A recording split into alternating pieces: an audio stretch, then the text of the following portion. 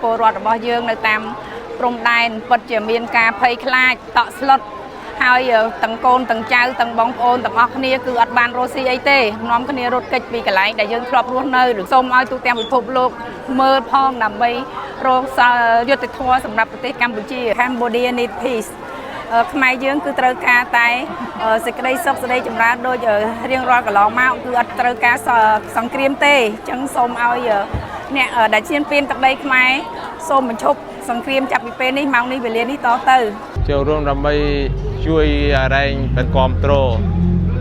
ដើម្បីមានការសង្គ្រាមតទៀតយើងមិនចង់បានសង្គ្រាមចង់បានរែកសោកដល់ប្រជាជនព្រោះមានការគ្រោះថ្នាក់អីចឹងដល់សង្គ្រាមកើតមកវាកើតដល់ប្រជាជនមានបញ្ហាស្លាប់អីភូមិអញ្ចឹងមានការរែងគៀសជូនវិរៈកងទ័ពនិងជនភៀសសឹក